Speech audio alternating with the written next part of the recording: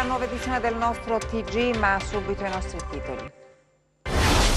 In manetto un insegnante di scuola materna di Lamezia accusato di violenza sessuale su minori, un video della polizia l'inchioda. Beccato in auto con 1 milione di euro in contanti ai militari della Guardia di Finanza che lo hanno fermato ad un posto di blocco, non ha saputo giustificare la legittima provenienza, è stato denunciato. Avrebbe fruttato ai narcotrafficanti 9 milioni di euro il carico di droga intercettato nel porto di Gioia Tauro, 53 kg di cocaina purissima in un container che trasportava frutta esotica. 3 persone arrestate a Vibo nell'ambito dell'inchiesta romanzo criminale. Le persone finite in manette sono presunte affiliate alla cosca Patania di Stefanaconi. Prosegue il nostro viaggio nell'Ateneo di Arcavacata, oggi le nostre telecamere nei laboratori di farmacia. Ancora buonasera dalla redazione del TG10. Dunque apriamo questa edizione del nostro TG con una brutta storia che arriva da Lamezia Terme, dove è finito in manette un insegnante di scuola materna perché accusato di violenza sessuale su minori, e un video della polizia lo inchioda. Le confidenze di una bambina a sua madre, la denuncia al commissario di polizia della Lamezia Terme e il racconto delle violenze subite dalla piccola da parte del suo maestro d'asilo, un 64enne apparentemente insospettabile. Quello che avveniva nelle aule della scuola dell'infanzia non era per niente normale, non la giusta tenerezza da usare con dei cuccioli di 4-5 anni, ma baci, carezze e sfregamenti proibiti quanto disgustosi, un incubo per le bambine e per i loro genitori. Una bruttissima storia valorata da subito dalle testimonianze di altre donne, sentite dagli inquirenti, che avevano appreso fatti simili alle proprie figlie, allieve dello stesso plesso scolastico. E poi confermata dalle indagini svolte anche con l'ausilio di un sistema di videosorveglianza installato nell'istituto su autorizzazione della Procura lametina.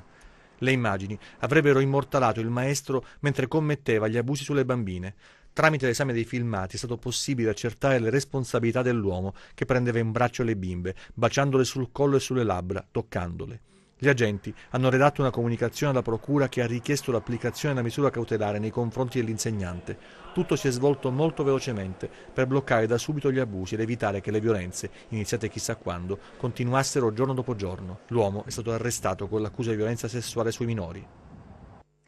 Beccato in auto con 1 milione di euro in contanti, i militari della Guardia di Finanza che lo hanno fermato ad un posto di blocco non ha saputo giustificare la legittima provenienza. Non capita spesso di fermare un'auto da 1 milione di euro. In questo caso però il valore non è riferito al mezzo, ma ai contanti trasportati a bordo. L'auto in questione, a guardare le immagini del video girato dalla Guardia di Finanza, non è una fuoriserie. Gli uomini della compagnia di Gioia Tauro l'hanno fermata durante un servizio di controllo nei pressi dello svincolo autostradale di Rosarno. Insospettiti dal nervosismo del conducente, un 44enne originario della Locride, i finanzieri hanno perquisito l'auto con l'ausilio di un'unità cinofila, trovando, dietro il sedile del passeggero, un borsone contenente denaro suddiviso in mazzette di vario taglio.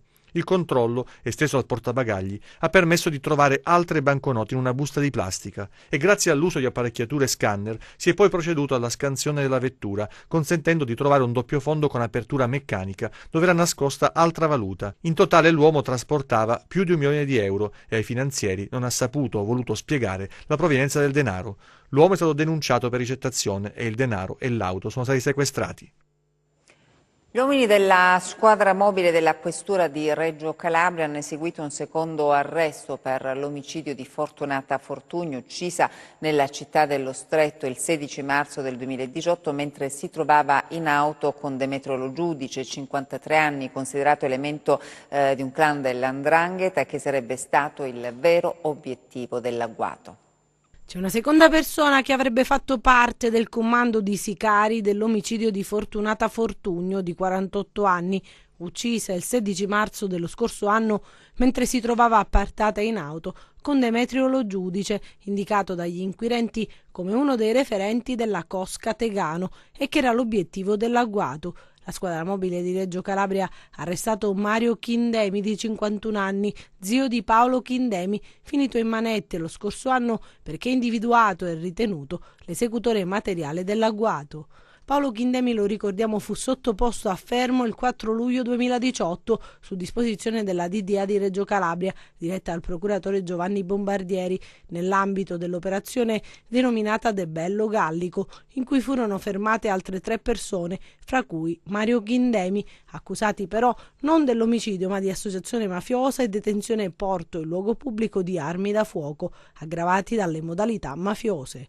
Dopo il fermo ai 3, i tecnici del gabinetto regionale di polizia scientifica prelevarono le impronte, anche palmari, per confrontarle con quelle ritrovate sullo sportello posteriore destro dell'autovettura di Lo Giudice, a bordo della quale si trovavano le vittime al momento dell'agguato. La comparazione delle impronte ha permesso agli investigatori di accertare che una di queste apparterrebbe alla mano sinistra di Mario Chindemi, che quindi era presente assieme al nipote Paolo al momento dell'agguato. Successivi accertamenti svolti dalla squadra mobile sui video relativi alla sera dell'agguato hanno permesso di accertare che nell'auto del presunto killer era presente un'altra persona.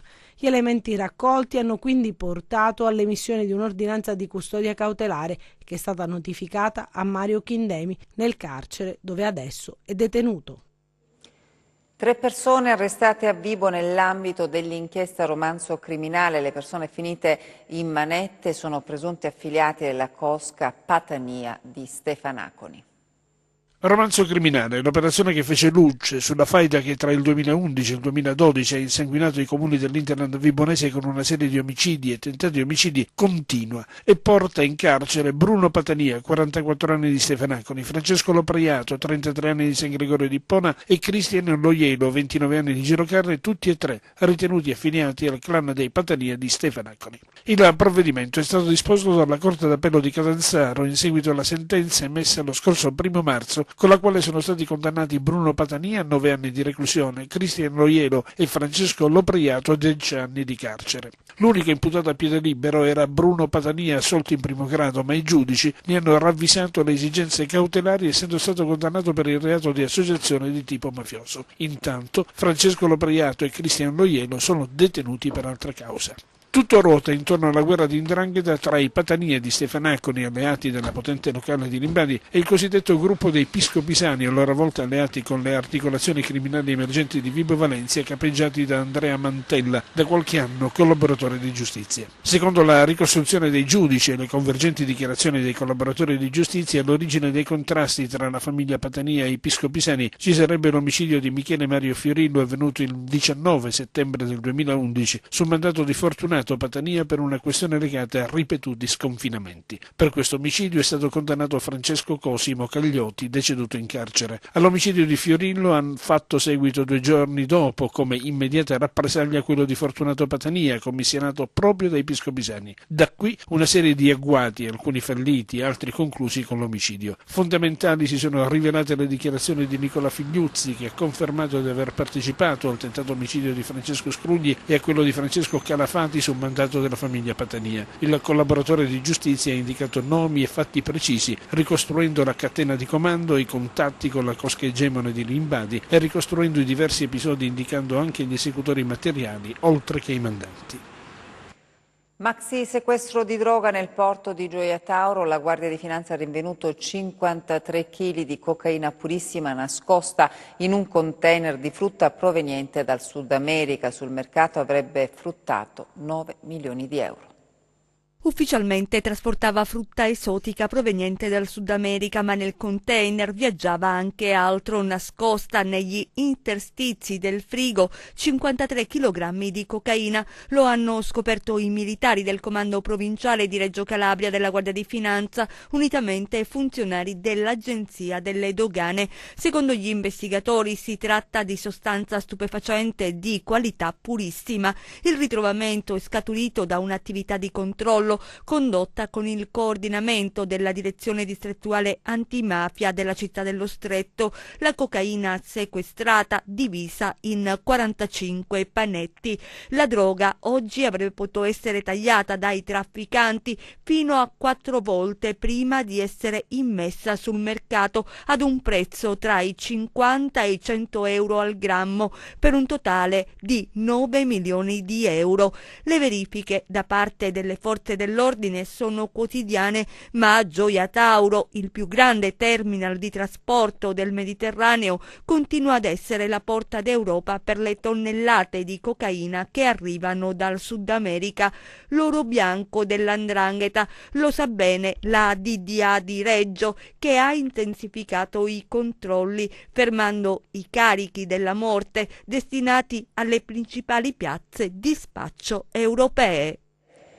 Un bunker è stato scoperto a Platì dai carabinieri della compagnia di Locri. L'ingresso alla struttura, lo vediamo adesso nelle immagini, di 3 metri per 3, era abilmente occultato da un grosso blocco di cemento scorrevole su dei binari in ferro grazie ad un meccanismo azionabile manualmente. Il rifugio è stato individuato nel corso di una serie di perquisizioni di immobili e terreni nelle disponibilità di un sessantenne. Vicino al bunker i carabinieri hanno trovato un tubo in plastica contenente un sacchetto con oltre 50.000 euro in banconote di diverso taglio, alcune delle quali false, insieme a 50 munizioni calibro 9 e un motociclo sprovvisto di targa. È risultato rubato a Milano nel dicembre del 2018, oltre a 10 grammi di canapa indiana. Il sessantenne è stato arrestato per detenzione abusiva di armi e munizioni, riciclaggio, ricettazione e falsificazione di monete, spendita e introduzione nello Stato di monete falsificate, produzione, coltivazione e detenzione illecite di sostanze stupefacenti e abusivismo edilizio. Adesso le altre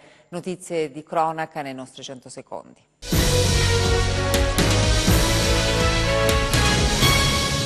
È stato rintracciato e denunciato dai carabinieri della compagnia di Scalea un 29enne di Cetraro, già noto alle forze dell'ordine, ritenuto responsabile dell'accoltellamento avvenuto giovedì pomeriggio a Cittadella del Capo. La vittima, che ha riportato ferite da taglio, è stata dimessa dall'ospedale di Cosenza con 10 giorni di prognosi. Il fatto è accaduto nei pressi della stazione ferroviaria del centro tirrenico. L'accoltellamento è avvenuto al culmine di una lite per futili motivi.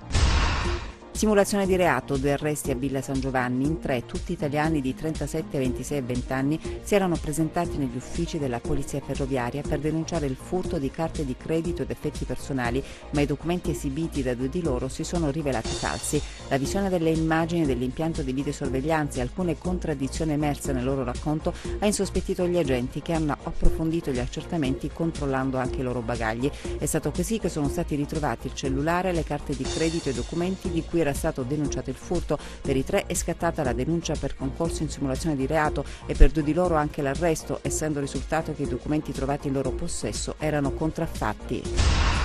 La squadra mobile di Vibo Valentia ha denunciato una donna di 63 anni per truffa aggravata. Le indagini hanno permesso di accertare che la donna, presentatasi con il nome d'arte di Cristina Kramer e come esperta intermediatrice immobiliare, carpendo la fiducia delle vittime, avviava trattative immobiliari, riuscendo a farsi consegnare somme di denaro contante o assegni firmati in bianco con la scusa di dover sostenere spese inerenti all'istruttoria delle pratiche.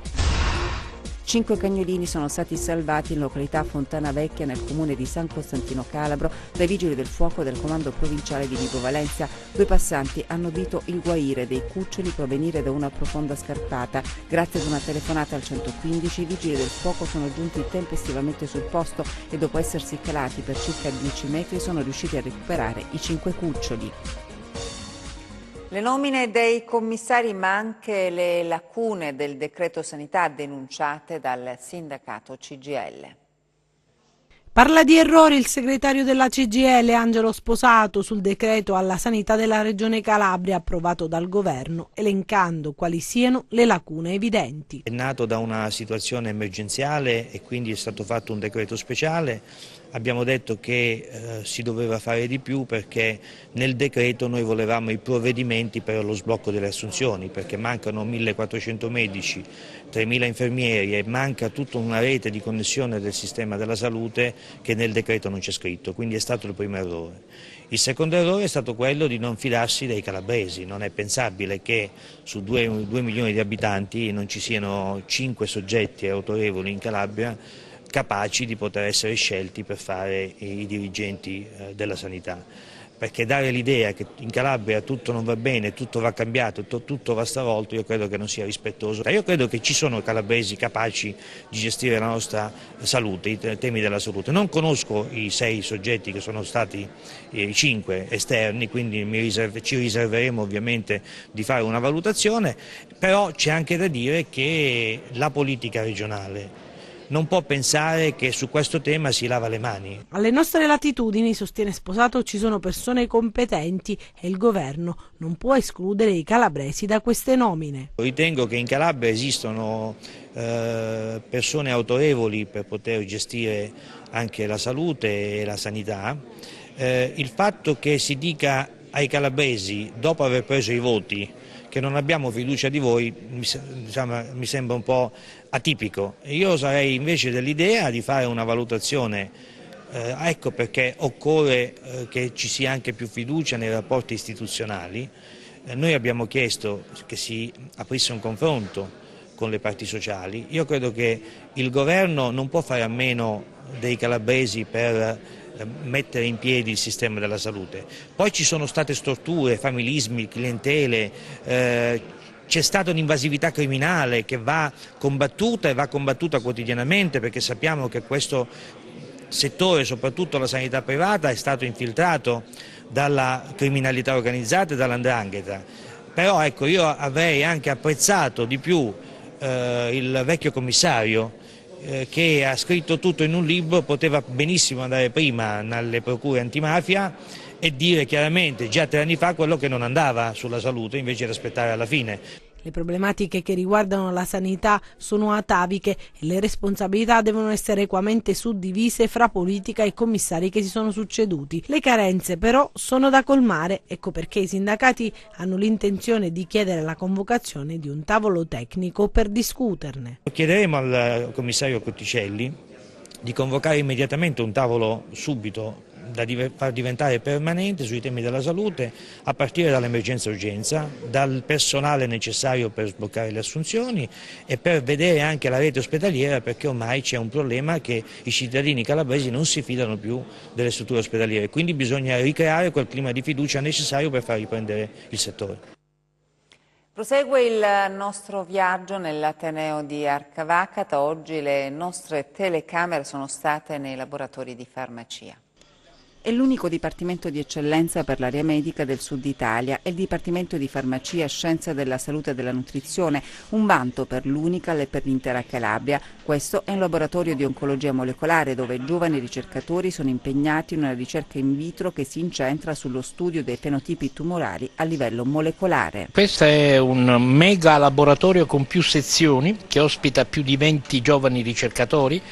Una sezione di diagnostica di laboratorio che è convenzionata con l'azienda territoriale e una sezione anche di genetica che è la più recente, che si rivolgerà anche ad alcuni aspetti dell'oncologia molecolare, e poi una sezione, quella che ci ospita, di patologia e oncologia molecolare, ed è la sezione, diciamo, che ha allo stato attuale più pulsatilità scientifica e che racchiude diversi giovani ricercatori che hanno maturato la propria esperienza scientifica già da tempo in diversi centri di ricerca all'estero, sia statunitensi che europei, e dicevo che proprio al contributo di questi giovani, addirittura dal 90 ad oggi possiamo dire che più generazioni di ricercatori si sono formati tra queste mura, e la sommatoria di questo talento giovane, di questa dedizione anche al lavoro di ricerca, ha contribuito al riconoscimento prestigioso a cui lei faceva riferimento, il riconoscimento del Dipartimento di Farmacia, Scienza della Salute e della Nutrizione come dipartimento che esprime l'area di eccellenza nazionale per la ricerca medica, l'unica area presente nel Mezzogiorno, e che ci consentirà, anche grazie ai finanziamenti che abbiamo ottenuto, circa 8 milioni nel prossimo quinquennio, di dotarci anche di strumentazioni biomediche ad alto tasso tecnologico, ci consentirà anche di completare delle piattaforme sperimentali la cui realizzazione già è stata avviata. Vede, oltre a questo laboratorio noi abbiamo anche il laboratorio di medicina traslazionale, che ha un'unità di stabulazione sperimentale e poi un'unità di imaging, E questo chiaramente amplierà le potenzialità della nostra produttività scientifica, che già è di ranco, e tanto da legittimare il riconoscimento che già menzionavo, e soprattutto anche sul piano formativo noi potremmo anche, come faremo, avviare dei corsi di laurea nell'ambito sempre del progetto di eccellenza. Uno di questi è il corso di laurea in scienze e nutrizione, che sarà tenuto in lingua inglese e che vedrà soprattutto l'afferenza di studenti stranieri che provengono dal bacino del Mediterraneo. Quindi una progettualità di rango scientifico superiore, ma anche di livello formativo assolutamente competitiva. È stato presentato a Cosenza un progetto di sviluppo turistico che sarà realizzato a Trebisacce.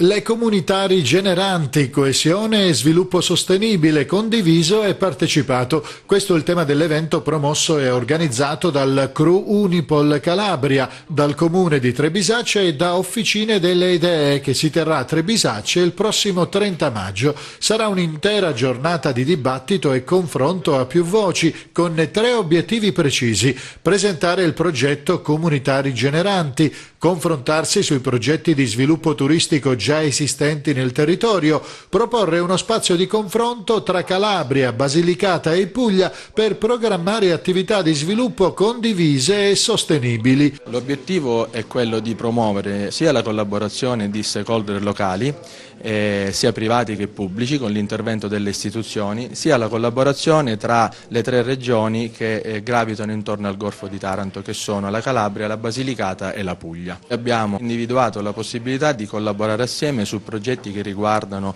lo sviluppo delle comunità interne e soprattutto del turismo sostenibile, quindi per creare dei percorsi di collaborazione che prevedono itinerari in tutte le 3 regioni. La giornata del 30 maggio sarà uno spazio di confronto utile per mettere insieme pubblico e privato nella programmazione relativa a turismo e blue economy nel versante ionico delle 3 regioni. Non è una tavola rotonda, un incontro per parlare fra di noi, l'obiettivo è quello di lanciare un progetto concreto e infatti le comunità rigeneranti non aspettano finanziamenti o chissà quali interventi all'alto. Noi cominciamo subito, quindi autofinanziato, autosostenuto, un progetto pilota a San Lorenzo Bellizzi. Con il progetto delle comunità rigeneranti l'obiettivo è quello di cercare di recuperare un tessuto produttivo e assistere la comunità per un percorso di avviamento di imprese collettive o di imprese classiche.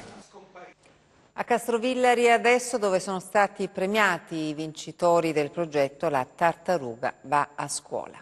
Una bella e significativa iniziativa che ancora una volta ha messo in primo piano i giovanissimi, il mondo della scuola e le istituzioni. È infatti da poco terminato il progetto di educazione ambientale La Tartaruga va a scuola, realizzato dal reparto Carabinieri Biodiversità di Cosenza in collaborazione con i Lions Club di Castrovillari e Cosenza, Rovito, Sila Grande e grazie al contributo della Fondazione Lions. L'obiettivo dell'Arma dei Carabinieri e nello specifico del raggruppamento Biodiversità è quello di sensibilizzare le future generazioni ad un uso più sostenibile delle risorse e in particolare i ragazzi imparano attraverso il gioco qual è l'importanza della tutela dell'ambiente. 20 le classi quarte che hanno partecipato al progetto che ha coinvolto 7 istituti comprensivi, oltre 400 i bambini della scuola primaria che hanno partecipato a questo progetto che ha dato la possibilità agli istituti scolastici di avere al suo interno per diversi mesi delle tartarughe di terra date in affidamento temporaneo. Un progetto avallato dal servizio CITES territoriale dei Carabinieri Forestale di Reggio Calabria, volto a sensibilizzare i bambini della scuola primaria nei rapporti con gli animali e in questo particolare caso con le tartarughe. Durante questi mesi il personale del reparto Biodiversità di Cosenza ha svolto attività di educazione ambientale con i giovani partecipanti che hanno poi prodotto un elaborato finalizzato a concorrere ad un viaggio premio. La classe vincitrice è stata premiata con il viaggio presso l'Oasi WWF Policoro, da tempo impegnata nel progetto Tartarughe Marine, importante realtà che ha partecipato anch'essa a questo progetto di educazione ambientale. Nei giorni scorsi nei vari comuni le premiazioni dei ragazzi. In chiusura le previsioni del tempo.